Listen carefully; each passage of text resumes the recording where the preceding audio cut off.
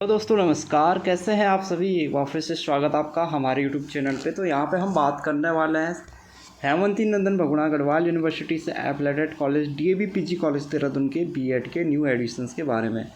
तो बीएड में आपको रजिस्ट्रेशन कैसे करना है, ठीक है। फॉर्म जो है ओपन हुए हैं, फॉर्म खुले हुए हैं। तो अगर आप भी बीएड में एडिशंस लेना चाहते हैं तो आपको एंट्रेंस एग्ज़ाम्स देना होगा बीएड का एंट्रेंस एग्ज़ाम देना होगा, मतलब यूनिवर्सिटी एंट्रेंस टेस्ट जो आपको देना होगा बीएड कोर्सेज़ के लिए। यहाँ पे मैं आपको बता देता हूँ रजिस्ट्रेशन आपको कैसे करना है। सबसे पहले आप इस पे आएंगे, यहाँ पे आपको जाना है न्यू रजिस्ट्रेशन पे, ठीक है। न्यू रजिस्ट्रेशन पे जाने के बाद यहाँ पे आपको अपना नाम डालना है, डेट ऑफ बर्थ डालनी है, ईमेल आईडी डालनी है, एक पासवर्ड आपको बनाना है, मोबाइल नंबर डालना है और इस कोड को डालने के बाद रजिस्टर पे क्लिक करना है। जैसे आप ये सारी चीज़ें करेंगे आपके नंबर और ईमेल आईडी पे एक ओटीपी आएगा। ओटीपी को वेरीफाइड करने के बाद आपका रजिस्ट्रेशन सक्सेसफुली हो जाएगा। अब जैसे अगर किसी ने ऑलरेडी यहाँ पे रजिस्ट्रेशन किया है तो वो सीधे लॉगिन कर लेगा। तो यहाँ पे मैं लॉगिन यहाँ पे कर रहा हूँ, ठीक है। तो सक्सेसफुली मैंने यहाँ पे लॉगिन कर दिया है। अब मैं आपको यहाँ पे कुछ स्टेप्स यहाँ पे बताने वाला हूँ। देखो यहाँ पे मैंने ऑलरेडी यहाँ पे प्रोफाइल बनाई हुई है। तो यहाँ पे आपको करना क्या है, देखो यहाँ पे कुछ स्टेप्स हैं, वो स्टेप्स आपको कंप्लीट करने हैं, ठीक है। सबसे पहले पर्सनल डिटेल्स आपको यहाँ पे फिल करनी है अपनी। पर्सनल डिटेल्स में आपके नाम, father name, mother name, address वगैरह यहाँ पे आ जाएगा। उसके बाद यहाँ पे एक देखो मैं इम्पोर्टेंट पॉइंट आपको बता रहा हूँ। मैंने ऑलरेडी एक वीडियो इस पे बनाई हुई है, फॉर्म फिल कैसे करना, प्रोसेस सेम रहेगा। बस मैं आपको ये बता देता हूँ कि बीएड के लिए जब आप अप्लाई करेंगे तो थोड़ा क्या चेंजेस होगा, वो सब मैं आपको यहाँ पे बता रहा हूँ। HNBGU रजिस्ट्रेशन डिटेल्स, जहाँ पे सबसे ज़्यादा जो डाउट होते हैं वही चीज़ें मैं आपको यहाँ पर समझा रहा हूँ। देखो HNBGU जो रजिस्ट्रेशन डिटेल्स होता है ये अगर देखो ये उन स्टूडेंट्स के लिए है, अगर किसी स्टूडेंट्स ने जो हेमवती नंदन बहुगुणा गढ़वाल यूनिवर्सिटी के जो मेन कैंपस है, मेन कैंपस का मतलब जैसे कि SRT कैंपस टिहरी गढ़वाल है, BGR कैंपस पौड़ी और बिरला कैंपस श्रीनगर, ठीक है। यहाँ से अगर कोई कोर्स कर रखा है पहले से, यानी ग्रेजुएशन या PG वगैरह कर रखा है, या फिर HNBGU से एफिलिएटेड किसी गवर्नमेंट या प्राइवेट कॉलेज से कोई कोर्स करा हुआ है, तो उसका एनरोलमेंट नंबर पहले से ही यूनिवर्सिटी में है, तो यानी कि उसका रजिस्ट्रेशन पहले से यूनिवर्सिटी में है। उस कंडीशंस में उसको यहाँ पे यस करके यहाँ पे एनरोलमेंट नंबर डालना है। अगर कोई ऐसा स्टूडेंट्स है जिसकी यूनिवर्सिटी अलग है तो उसको नो कर देगा सीधे। लेकिन अगर किसी का पहले HNBGU से किसी ने कोई कोर्स करा हुआ है तो एनरोलमेंट नंबर यहाँ पे डाल देंगे अपना, ठीक है। रोल नंबर नहीं डालना है, क्या डालेंगे, एनरोलमेंट नंबर आपको डालना है, ठीक है। एनरोलमेंट नंबर मैं बता दूंगा, किसी को समझ में नहीं आ रहा है तो भाई एनरोलमेंट नंबर गलत मत भर देना, रोल नंबर नहीं डालना है, क्योंकि रोल नंबर चेंज होता रहता है लेकिन एनरोलमेंट नंबर आपका सेम रहेगा, ठीक है। ये क्लियर है, ठीक है। जिस प्रोग्राम में आप रजिस्टर है वो यहाँ पे आपको डाल देना है, ईयर ऑफ रजिस्ट्रेशन आपको डाल देना है, ठीक है।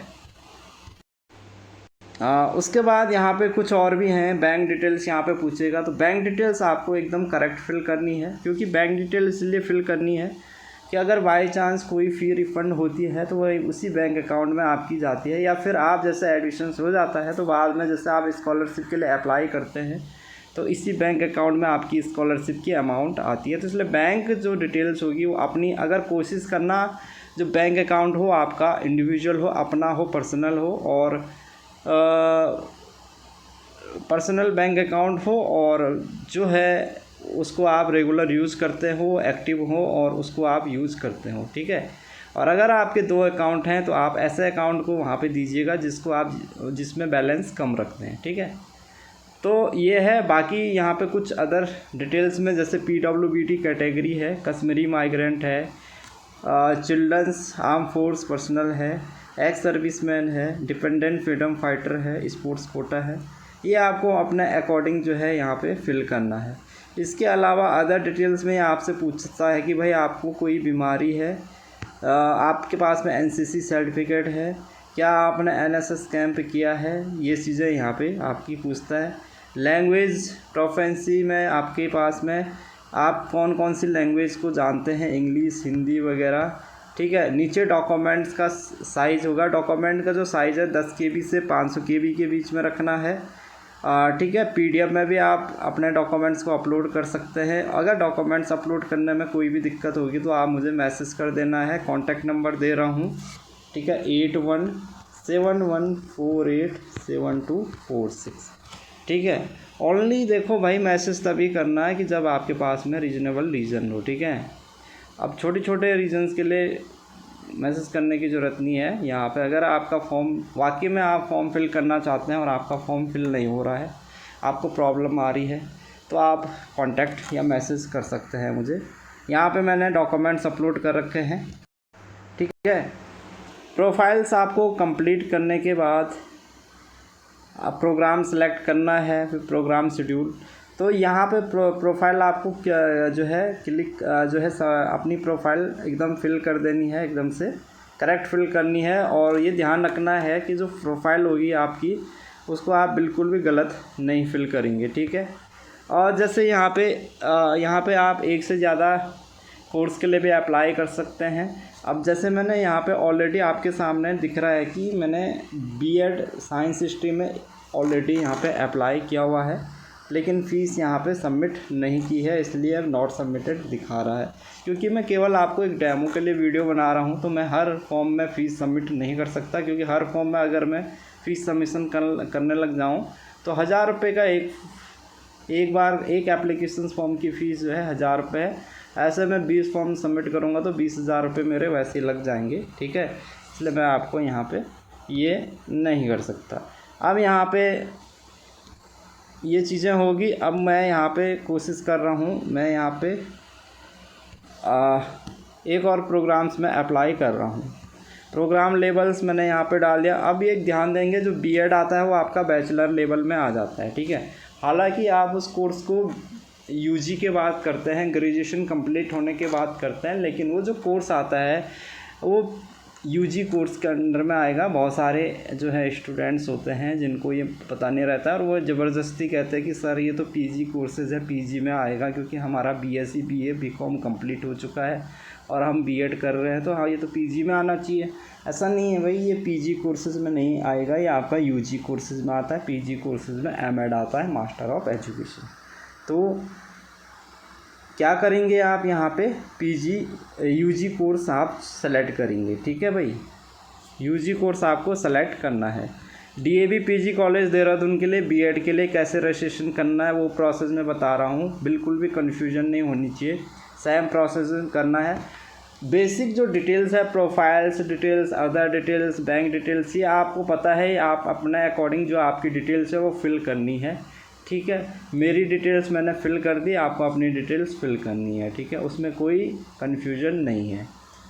प्रोग्राम लेवल में मैंने बता दिया B.Ed के लिए अप्लाई कर रहे हैं तो अंडर ग्रेजुएट प्रोग्राम सेलेक्ट कर दिया है। अब यहाँ पे अंडर ग्रेजुएट प्रोग्राम में सेलेक्ट करने के बाद क्या आ रहा है हमारे सामने, देख लेते हैं। तो बैचलर ऑफ एजुकेशन आ गया भाई। बैचलर ऑफ एजुकेशन का मतलब B.Ed, arts stream, commerce stream. अब यहाँ पे देखो, यहाँ पे साइंस का क्यों नहीं आ रहा। साइंस के लिए मैंने यहाँ पे ऑलरेडी एक बार अप्लाई कर दिया है। अगर मैंने एक बार ऑलरेडी अप्लाई कर दिया है तो मैं दूसरी बार ज़बरदस्ती जो है B.Ed साइंस के लिए दोबारा अप्लाई नहीं कर सकता हूँ, ठीक है।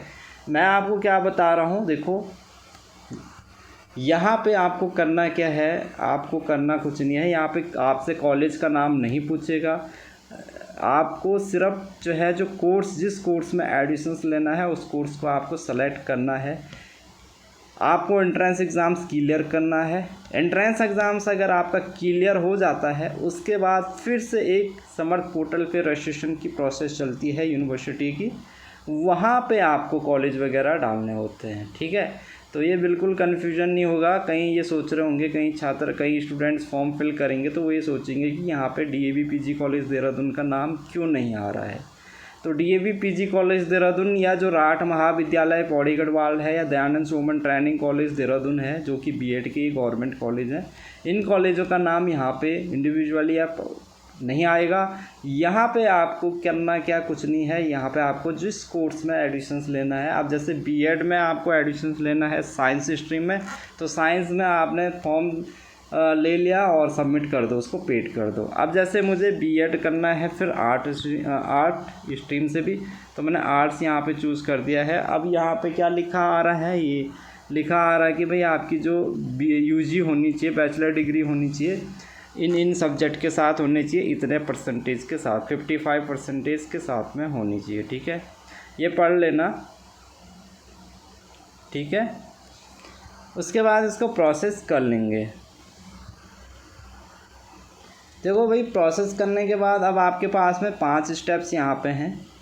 प्रोग्राम सेलेक्ट आपने कर दिया है, एकेडमिक डिटेल्स आपको भरनी पड़ेगी, डॉक्यूमेंट्स अपलोड करने पड़ेंगे, प्रीव्यू करेंगे, यानी प्रीव्यू का मतलब पूरा फॉर्म एक बार वो दिखाएगा कि कहीं पे आपने कोई गलत तो नहीं भरा हुआ, और फिर पेमेंट। ठीक है, तो कॉमर्स स्ट्रीम हमारा सेलेक्ट हो चुका है। सब्जेक्ट आपको चूज़ कर देना है, इम्पोर्टेंट पार्ट्स है ये वाला भी। देखो, सेलेक्ट सब्जेक्ट है, जनरल हिंदी और जनरल इंग्लिश। ये आपका जो जनरल हिंदी जनरल इंग्लिश वाला पार्ट्स है, ये कॉमन है, इसमें से आपको कोई एक चूज़ करना है। अगर आप हिंदी चूज़ करेंगे तो आपके पास में जनरल हिंदी के क्वेश्चंस पूछे जाएंगे, जो बीएड का मैंने सिलेबस बता रखा है, उसमें देख लेना। बीएड का जो पार्ट फर्स्ट या सेकंड होगा, मेरे ख्याल से कौन सा सेकंड पार्ट होगा। ठीक है, थर्ड पार्ट में तो आपका सब्जेक्टिव रहेगा, जो आपके साइंस वालों के लिए साइंस के क्वेश्चंस पूछे जाएंगे, आर्ट्स या कॉमर्स वालों के लिए आर्ट्स या कॉमर्स के क्वेश्चंस होंगे। फर्स्ट पार्ट में जो सबके लिए कॉमन रहेगा, जिसमें कि रीजनिंग्स वगैरह रहेगी, टीचिंग एप्टीट्यूड के क्वेश्चन रहेंगे। सेकंड जो पार्ट है लैंग्वेज का है, सेकंड पार्ट में आपके पास में इन 2 लैंग्वेज में से एक लैंग्वेज आपको सेलेक्ट करना है। जैसे मैं इंग्लिश सेलेक्ट करूँगा तो मुझे इंग्लिश, जो जनरल इंग्लिश के क्वेश्चंस यहाँ पे पूछे जाएंगे। जनरल इंग्लिश के क्वेश्चंस का मतलब क्या है, देखो कुछ नहीं है इसका मतलब। अगर आपने देखो, आपने अगर उस कोई ऐसा एंट्रेंस एग्ज़ाम दिया है जिसमें कि जनरल इंग्लिश के क्वेश्चंस पूछे जाते हैं, जैसे कि वहाँ पे आपको इंग्लिश का एक पैसेज दे दिया और उस पैसेज से रिलेटिव क्वेश्चंस पूछे जाएंगे। तो एक वीडियो में ले आऊँगा बीएड का डेमो पेपर कैसा आता है इसका, जो जनरल इंग्लिश जनरल लैंग्वेज का जो पेपर होता है वो कैसा आता है, उसका मैं एक वीडियो अलग से ले आऊँगा, ताकि आप लोगों को अच्छे से समझ में आ सके। हालांकि मार्केट में इसकी बहुत सारी बुक्स भी आपको मिल जाएगी। ठीक है, तो लैंग्वेज का आपको अपने अकॉर्डिंग चूज़ करना है, इसमें कोई भी आपके ऊपर प्रेशर नहीं है, किसी का भी नहीं, वो अपने अकॉर्डिंग आप सेलेक्ट करेंगे जो आपको ईजी लगता है। तो सपोज़ मैं इंग्लिश ईजी लगता है तो मैंने इंग्लिश चूज़ कर दिया है। नीचे एग्ज़ाम सेंटर्स है भैया, पहला मैंने देहरादून चूज़ कर लिया, दूसरा आप अपने अकॉर्डिंग डाल दो जो भी आपको देना है।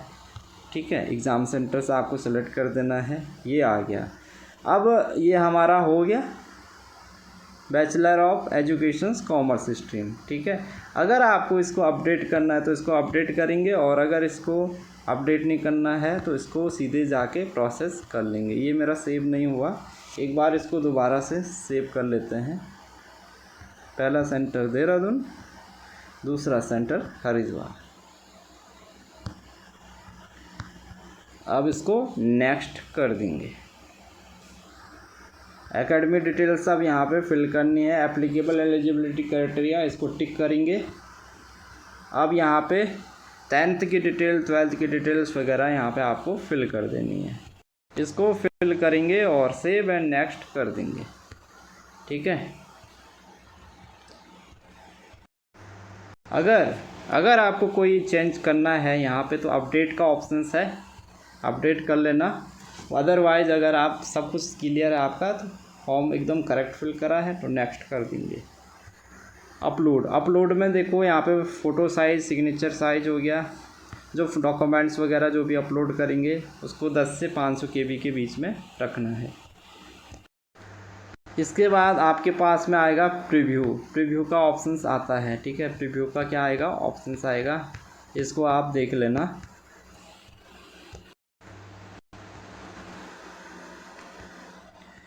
ठीक है, प्रीव्यू के बाद यहाँ पे आ रहा है सबमिट का ऑप्शंस, तो इसको सबमिट यहाँ से कर देंगे।